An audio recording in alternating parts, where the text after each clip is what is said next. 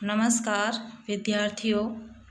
अभिज्ञान शाकुंतलम नाटक के तृतीय अंक का हमने पिछले वीडियो में अध्ययन किया था, जिसमें बतलाया गया था कि दुष्यंत और शकुंतला का विवाह गांधर्व विधि से हो जाता है तथा राजा दुष्यंत ऋषियों के निर्विघ्नतापूर्वक यज्ञ की समाप्ति के लिए सहायता करता है और उपद्रवकारियों को दंडित करता है। उसके पश्चात आज से हम चतुर्थ अंक का अध्ययन करेंगे। देखिए, अभिज्ञान शाकुंतलम नाटक का जो चतुर्थ अंक है, इसके अन्य अंकों की अपेक्षा सर्वश्रेष्ठ है, क्योंकि इसके संबंध में एक सूक्ति कही गई है। काव्येषु नाटकम रम्यम तत्र रम्या शकुंतला तत्रापि च चतुर्थो अंको तत्र श्लोक चतुष्टयम्। अर्थात काव्यों में नाटक रम्य है, उनमें भी अभिज्ञान शाकुंतलम में भी चतुर्थ अंक, और चतुर्थ अंक के जो 4 श्लोक है वह अपने आप में बहुत महत्वपूर्ण है। देखिए, वस्तुतः इस नाटक का चतुर्थ अंक नाट्य साहित्य की अनुपम रचना है। इसमें गांधर्व विधि से विवाहिता एवं आपन्न सत्वा शकुंतला के पति गृह गमन का वृत्त प्रमुख है। इसी क्रम में दुर्वासा के शाप की सूचना, महर्षि कण्व द्वारा उद्बोधन, शकुंतला को पतिगृह जाते समय महर्षि कण्व जो शकुंतला का धर्म पिता है, उसके द्वारा अपनी पुत्री को जो सीख दी गई है, शिक्षा दी गई है, उसका वर्णन एवं गृहस्थ जीवन की महत्ता का प्रसंग गौण रूप में उपस्थित किए गए हैं। देखिए, चतुर्थ अंक प्रारंभ होता है। चतुर्थ अंक के प्रारंभ में यह सूचना दी गई है कि ऋषियों द्वारा विदा करने पर राजा अपनी राजधानी लौट गया है। इसी कारण अपने प्रियतम की स्मृति में अन्यमनस्क शकुंतला अपनी कुटी में एकाकी बैठी है और उनकी दोनों सखियां उसके सौभाग्य देवता की पूजा हेतु पुष्प चयन करने के लिए गई हुई है। और उसी क्षण वहाँ पे कुटिया में ऋषि दुर्वासा का आगमन होता है और अपने पति दुष्यंत में ध्यान लगाकर बैठी हुई शकुंतला इस बात से अनभिज्ञ होती है। उसी क्षण आए हुए अतिथि का सत्कार नहीं किए जाने के कारण ऋषि दुर्वासा क्रोध में आकर शकुंतला को शाप दे देते हैं। तो आइए देखते हैं ये पद्य। विचिन्तयन्ती अनन्यमानसा तपोधनं वेत्सि न मामुपस्थितं स्मरिष्यति त्वां न स बोधितोऽपि सन् कथां प्रमत्तः प्रथमं कृतामिव। अर्थात विचिन्तयन्ती अर्थात सोच रही हो, जिसकी सोच में डूबी हुई हो, यम जिसको, अनन्य मानसा अर्थात एकाग्र चित्त होकर, दत्त चित्त होकर, जिसकी सोच में डूबी हुई हो, और तपोधनम तप ही जिसका धन है, ऐसे मुझ तपस्वी को न वेत्सी अर्थात नहीं जानती हो, ध्यान नहीं दे रही, माम उपस्थितम मेरे उपस्थित होने पर, मुझ तपस्वी के उपस्थित होने पर जो तुम मेरा तिरस्कार कर रही हो और किसी अन्य व्यक्ति की सोच में जो इतनी गहनता से डूबी हुई हो। स्मरिष्यति अर्थात याद करेगा, त्वाम तुम्हें, न नहीं तुम्हें याद नहीं करेगा अर्थात तुम्हें भूल जाएगा, बोधितो अपि जानता हुआ भी, सन जानता हुआ भी वह तुम्हें भूल जाएगा।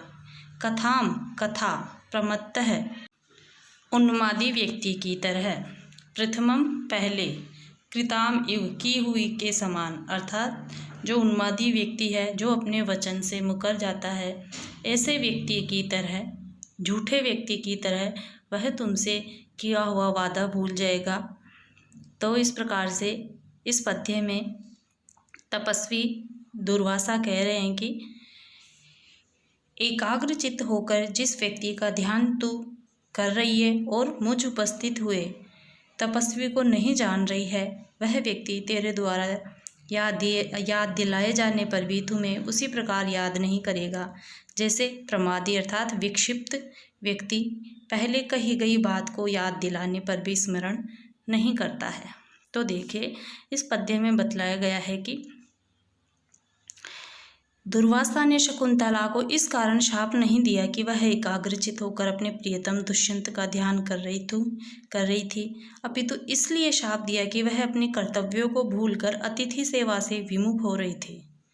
महर्षि कण्व ने सोम तीर्थ जाते समय उसे ही आश्रम में अतिथि सेवा का कर्तव्य सौंपा था, अतः उसके द्वारा अतीव तेजस्वी महर्षि दुर्वासा की उपेक्षा करने से शाप का भागी बनना पड़ा। वैसे भी स्वभाव से क्रोधी दुर्वासा द्वारा शाप देना ऐतिहासिक प्रसिद्ध है। उनके क्रोध का दूसरा कारण यह था, वे स्वयं चलकर आश्रम में उपस्थित हुए थे। उपस्थितम और तपोधनम विशेषण से यह सूचित किया गया है कि जो अतिथि स्वयं आकर सामने उपस्थित हो जाता है, उसकी बात न सुनना, उसकी उपेक्षा करना घोर अपराध माना जाता है। तो इस प्रकार से ऋषि दुर्वासा के द्वारा शकुंतला को शाप दे दिया जाता है। शकुंतला को तो इस बात की खबर भी नहीं रहती, किंतु जो उसकी सखिया है प्रियंवदा और अनसुया, उनको जब इस बात का पता चलता है तो उसकी सखियों द्वारा महर्षि दुर्वासा से अनेक अनुनय विनय किए जाने पर महर्षि दुर्वासा ये कहते हैं कि मेरी कही गई बात वापस तो नहीं हो सकती, मेरा कहा गया कथन असत्य तो नहीं हो सकता। हाँ, इसमें विशेष ये जरूर हो सकता है कि यदि शकुंतला पहचान के रूप में कोई चिन्ह या कोई आभूषण दुष्यंत को दिखाती है तो उसको उसकी वापस से याद आ जाएगी। तो इस प्रकार से आगे क्या होता है देखिए, ऋषि कण्व वापस से आश्रम में लौट आते हैं एवं समय का परिज्ञान करने के लिए अपने शिष्य को आज्ञा देते हैं। शिष्य बाहर आकर प्रकाश में देखता है और देखता है कि रात कितनी शेष रह गई है। घूमकर और देखकर ओहो प्रातः काल हो गया। तो किस प्रकार से शिष्य को पता चलता है कि प्रातः काल हो गया, हमारे इस पद्य में बताया गया है। यात्येक तो अस्त शिखरम पतिरोषधीनां माविष्कृतो अरुण पुरसर एक तो अर्कः तेजो द्वयस्य युगपद्व्यसनोदयाभ्यां लोको नियम्यत इवात्मदशांतरेषु। देखिए, याति जाता है एकतः एक तरफ, अस्त शिखरम अस्त शिखर की तरफ, पतिरोषधि नाम औषधियों का स्वामी अर्थात चंद्रमा, चंद्रमा को औषधियों का स्वामी कहा गया है। तो जो चंद्रमा है अस्त शिखर की ओर जा रहा है। आविष्कृत आगे की करके, अरुण पुरः सरह अरुण को अपने सामने आगे करके, एक तो अर्क है एक तरफ सूर्य, तो एक तरफ सूर्य निकल रहा है जो कि अरुण को अपने आगे करके आ रहा है। या यूं कहे कि अरुण नामक सारथी जिसके आगे है, ऐसा सूर्य एक ओर अर्थात पूर्व दिशा में निकल रहा है और जो चंद्रमा है वह पश्चिम दिशा की ओर चल गया है। और तेजोद्वय से दोनों का जो तेज है, सूर्य और चंद्रमा का जो दोनों का तेज है, युगपत एक साथ, व्यसनोदयाभ्याम व्यसन उदयभ्याम, व्यसन अस्त और उदय के द्वारा, अस्त और उदय के द्वारा, लोकः नियम्यत संसार को नियंत्रित कर रहे हैं, इव आत्मदशांतरेषु अपनी भिन्न भिन्न सुखात्मक एवं दुखात्मक दशाओं में। तो इस प्रकार से देखिए कि वनस्पतियों का स्वामी अर्थात चंद्रमा एक और पश्चिम दिशा में अस्ताचल की चोटी पर जा रहा है अर्थात अस्त हो रहा है, तथा दूसरी ओर पूर्व दिशा में जिसके आगे आगे अरुण नामक सारथी चल रहा है, ऐसा सूर्य उदय हो रहा है। दोनों तेजों अर्थात सूर्य और चंद्रमा के साथ ही अस्त और उदय के द्वारा यह संसार अपनी विभिन्न सुखात्मक एवं दुखात्मक दशाओं के विषय में मानो नियंत्रित किया जा रहा है। तो इस प्रकार से जो शिष्य है वह पता लगा लेता है कि रात्रि बीत गई है और सवेरा हो चुका है। फिर जब शकुंतला की सखियों अनुसुईया और प्रियंवदा को यह पता चल जाता है कि महर्षि कर्ण जो सोम तीर्थ गए हुए थे शकुंतला के देवताओं की पूजा के लिए, उसके अनुकूल भाग्य के लिए, वो वापस आश्रम में तपोवन में लौट आए हैं, तो उनको यह भय सताता है कि वह किस प्रकार से ऋषि कण्व को बताएगी कि शकुंतला और दुष्यंत का गांधर्व विधि से विवाह हो चुका है। तो इस प्रकार की बातें सोचकर वह डरती रहती है, किंतु कुछ समय पश्चात उन्हें यह पता चल जाता है कि स्वयं किसी आकाशवाणी के द्वारा ऋषि कण्व को पता चल गया है कि दुष्यंत और शकुंतला का गांधर्व विधि से विवाह हो चुका है। तो वो छंदोमय वाणी किस प्रकार की थी देखेंगे हमारे पद्य में। दुष्यंतेन हितं तेजो दधनां भूतये भुव अवेहि तनयां ब्रह्मन् अग्निगर्भां शमीम इव।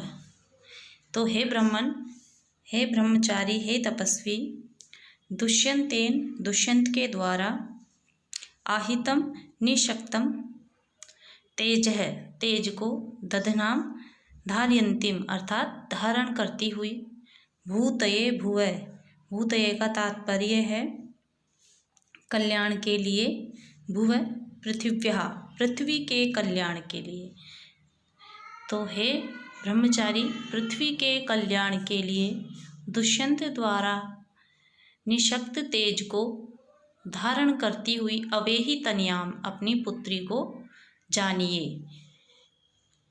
अग्निगर्भाम शमीम इव, अग्निगर्भाम अर्थात अग्नि को अपने गर्भ में धारण करती हुई, शमी इव शमी वृक्ष के समान। तो छंदोमय वाणी ने महर्षि कण्व से कहा, हे ब्रह्मन, दुष्यंत के द्वारा निषिक्त तेज को पृथ्वी के कल्याण के लिए धारण करती हुई अपनी पुत्री शकुंतला को अपने अंदर अग्नि को धारण करने वाले शमी वृक्ष की तरह समझो। तो भाव यह है कि देखिए कि छंदोमय वाणी ने महर्षि कण्व से कहा कि जिस प्रकार शमी वृक्ष के अंदर अग्नि छुपी हुई रहती है, उसी प्रकार आपकी पुत्री के गर्भ में भी दुष्यंत द्वारा स्थापित तेज से उत्पन्न संतान पृथ्वी का कल्याण करने वाली होगी। इसलिए इस समय आपकी कन्या दुष्यंत द्वारा गर्भवती है। आकाशवाणी के द्वारा इस प्रकार की बात सुनकर महर्षि कण्व गौतमी, शार्ंगधर आदि को शकुंतला को पतिगृह ले जाने के लिए आज्ञा देते हैं। संपूर्ण विधि विधान से शकुंतला को पतिगृह भेजने के लिए तैयारियां की जाती है।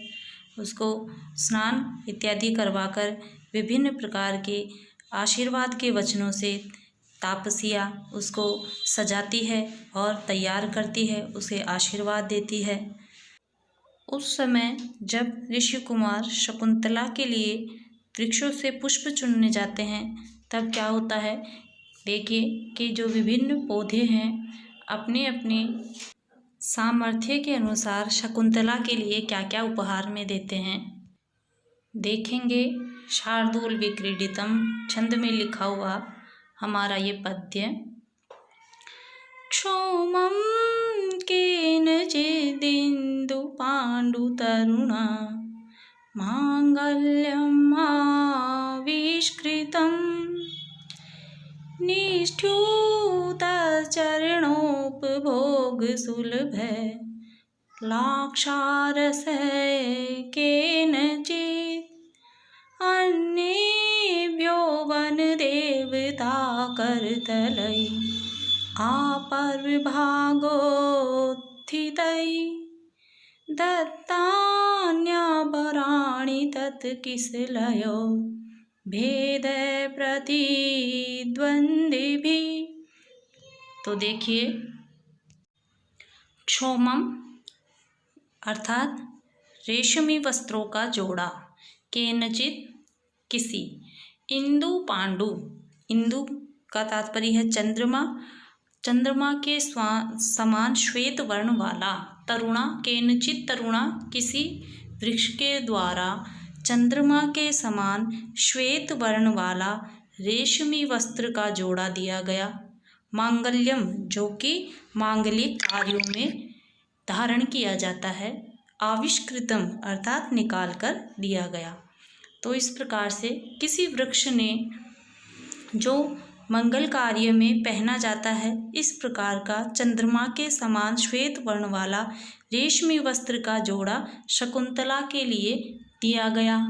और निष्ठ्युतः अर्थात दिया आविष्कृत किया, दिया चरण उपभोग सुलभ है, चरण पैरों में लगाने के लिए, पैरों में सजाने के लिए लाक्षारस है, जो लाक्षारस का तात्पर्य महावर इत्यादि, केनचित किसी वृक्ष के द्वारा अर्थात किसी वृक्ष के द्वारा चरणों में लगाने योग्य महावर दिया गया। अन्यभ्यो और अन्य वृक्षों ने वन देवता करतलई अर्थात वन देवताओं के कर पल्लवों द्वारा अपर्व भाग उत्थितई पर्व भाग तक बाहर निकले हुए दत्तानी आभरणानी आभूषणों को दिए। तत् वे किसलयोद्भेद प्रतिद्वंदी भी अर्थात उन वृक्षों के किसलय नवीन निकलते हुए पल्लवों से भेद प्रतिद्वंदी भी स्पर्धा करने वाले। तो अर्थात अन्य वृक्षों से उन वृक्षों के नवीन निकले हुए पल्लवों से स्पर्धा करने वाले पर्व भागों तक अर्थात मणि स्थान तक बाहर निकले हुए वन देवताओं के कर पल्लवों द्वारा आभूषण दिए गए। तो इस प्रकार से देखिए कि ऋषि कुमार ने गौतमी से कहा कि महर्षि कण्व की आज्ञा पर जब वे लोग आश्रम के वृक्षों से पुष्प लेने गए, तब किसी वृक्ष ने स्वयं ही शकुंतला के लिए रेशमी वस्त्र का जोड़ा दिया, किसी ने पैरों पर लगाने योग्य महावर दिया और वृक्षों में निवास करने वाले वन देवताओं ने विभिन्न आभूषण दिए। देखिए, वन देवताओं के हाथों से आभूषणों की प्राप्ति से शकुंतला के अखंड सौभाग्य की सूचना मिलती है और इसमें महर्षि कण्व के तपस्या के प्रभाव से वृक्षों में चेतनत्व तथा दान क्षमता की विशेषता बताई गई है।